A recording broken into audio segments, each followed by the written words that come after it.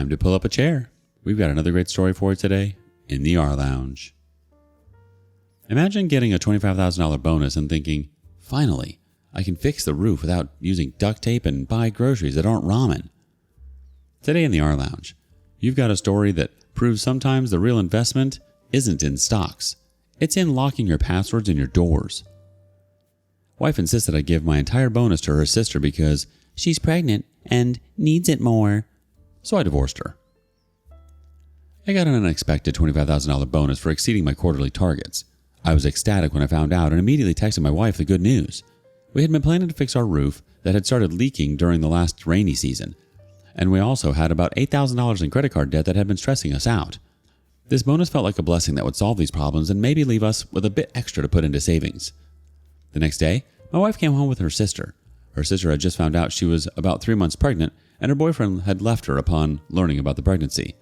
My wife explained that her sister was struggling financially and suggested we help her out with some financial support.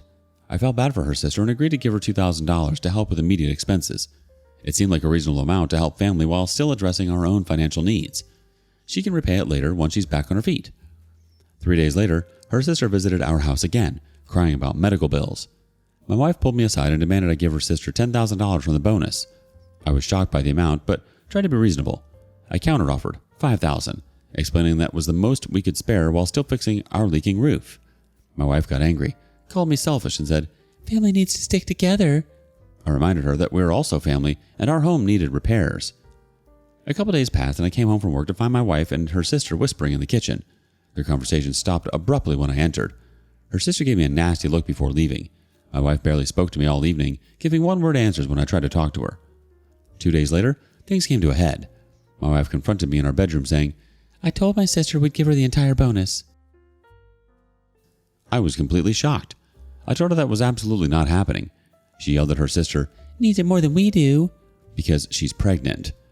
The next morning, I checked our joint account and discovered that $5,000 had been withdrawn by my wife. I immediately texted her to ask about it, and she admitted giving it to her sister. Her exact words were, "I did what you were too selfish to do." I was furious. Without telling her, I moved the remaining bonus money to my personal account to prevent her from taking more. When she discovered what I'd done, she went ballistic. She brought her sister over to our house, who started crying about her situation. Her sister looked me in the eye and said, "I thought you were one of the good ones." Then my wife demanded that I transfer the entire remaining bonus, $20,000, to her sister. When I returned home the next day, my wife had packed a bag. She told me she was staying with her sister until I do the right thing.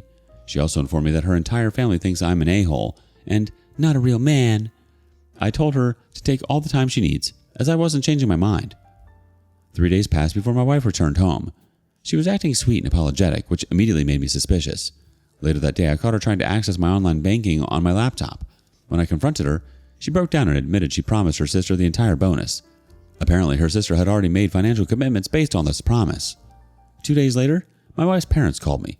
They tried to guilt me about abandoning family in their time of need. I learned that my wife had been telling everyone that I was hoarding money while her sister struggled. I decided to check my wife's messages. I know, invasion of privacy, but I needed to know what was going on.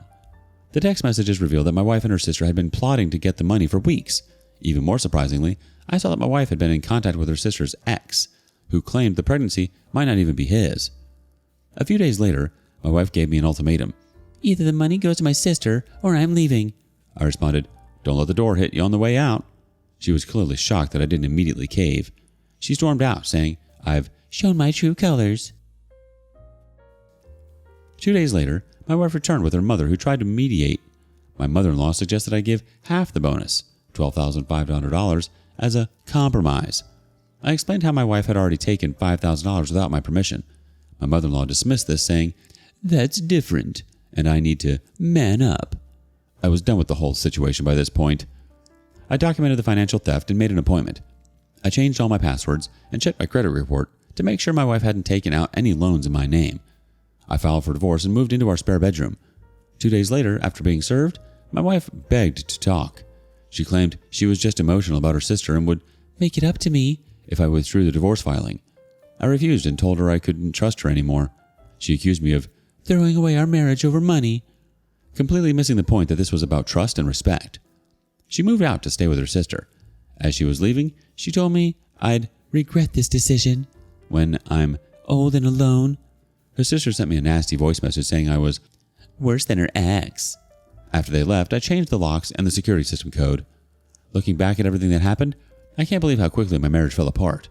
What started as a happy moment, receiving an unexpected bonus, turned into the catalyst that revealed who my wife really was. The fact that she was willing to steal from our joint account, lie to me, and prioritize her sister over our marriage and home was eye-opening. I'm still processing everything. I was willing to be generous and help family within reason, but I wasn't going to let them take advantage of me. So that's my story. Update. It's been about a month since my original post and a lot has happened. First, I want to thank everyone for their support and advice. 3 days after she left, I came home from work to find several valuable items missing from the house. My TV, gaming console, and some other electronics were gone. I checked my security cameras, which I had installed after changing the locks, and saw footage of my wife and her sister loading these items into their car during the middle of the day when I was at work. I immediately filed a police report for theft. When the police contacted her, she had the audacity to text me saying that she deserved these things for wasted years with me. The officer told me that this was a civil matter since we were still technically married, but the report would help with the divorce proceedings. At the beginning of March, my wife's sister posted an ultrasound picture online thanking everyone who helped make this possible. 2 days later, a friend sent me pictures of her sister shopping with designer bags and a new iPhone. The same friend confirmed that the sister had used what she called donation money for a shopping spree, not for any medical bills as claimed. I forwarded this evidence to my attorney to strengthen my case. About a week later, my wife finally agreed to the divorce terms after my attorney presented the evidence of financial misconduct. Due to her documented theft and the fact that she took items from our home without permission, she received minimal assets in the settlement. The agreement also required her to repay the $5,000 she stole from our joint account, plus interest. When my wife's sister found out about the terms of our divorce, she sent me a rage-filled voice message about how I've ruined everything. 3 days later, our divorce was finalized. The judge moved quickly due to the clear documentation of financial misconduct. My ex-wife immediately took to social media posting that I abandoned her and a pregnant woman in need. Fortunately, several friends who knew the truth publicly defended me with facts about what really happened. The most surprising development came that same evening. My ex-wife's sister's ex-boyfriend contacted me. He had taken a paternity test and confirmed the baby wasn't his. The house is quiet now. Sometimes I miss being married, but then I remember what my marriage had become, a one-sided relationship where I was expected to sacrifice everything while receiving nothing in return. I'm using the bonus money to fix the roof, finally, and pay off her debts. What's left will go towards starting fresh. I've deleted all social media for now to avoid the drama. The irony isn't lost on me that in trying to take my entire bonus, my ex-wife ended up losing everything else. Sometimes the price of greed is higher than expected. Final update. It's been nearly 5 months since my original post and about 4 months since the divorce was finalized. I wasn't planning on posting again. Mid-April, I finally put my bonus to good use. The roof got fixed, I installed a comprehensive security system, and I paid off all my debts. It felt incredible to start fresh financially without the constant drain of someone taking from me. In early May, I learned through a former colleague that my ex-wife lost her job. Apparently, she tried to expense personal items through the company and got caught. Around the same time, her sister gave birth and immediately started pressuring our other family members for more money. The most interesting development was finding out who the baby's father actually was. A wealthy married man who's paying the minimum required child support to keep his involvement quiet. By late May, my ex-wife reached out asking for a loan to get back on her feet. I responded with a laughing emoji, blocking her new number. I later heard that her sister got evicted from her apartment for non-payment, and both sisters moved in with their parents. The actual father of my ex-sister-in-law's baby had his wife contact me seeking information. They were trying to understand the extent of the sister's scamming history. I shared what I knew, not out of spite, but to protect other potential victims. By this point, my ex-wife's reputation was completely ruined in our social circle as the truth about her financial dishonesty spread. The sisters started fighting publicly with each other over money, each blaming the other for their current situation. By late July, my ex-wife's family had completely cut her off financially after discovering she stole money from her grandmother. Her sister's baby father took her to court for custody. My ex-wife was forced to move into a tiny apartment and take an entry-level position, a significant step down from her previous role. Just 3 days ago, I received the final paperwork confirming the house is solely in my name. My credit score has completely recovered from the hit it took during the divorce. I'm planning a vacation next month, something that would have been impossible if I'd given in to the demands for my bonus. It's ironic that what started as a fight over money revealed so much more about character. I've realized that my ex-wife never saw me as a partner, but as a resource to be exploited. The moment I stood my ground, the relationship crumbled because it wasn't built on mutual respect.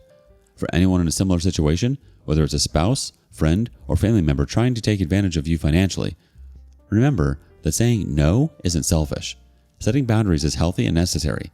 People who truly care about you will respect those boundaries, not try to bulldoze them. To everyone who supported me through this journey, thank you. Standing your ground isn't always easy, but sometimes it's the only way to reclaim your life. I'm proof that there's light at the end of the tunnel, even when everything seems to be falling apart.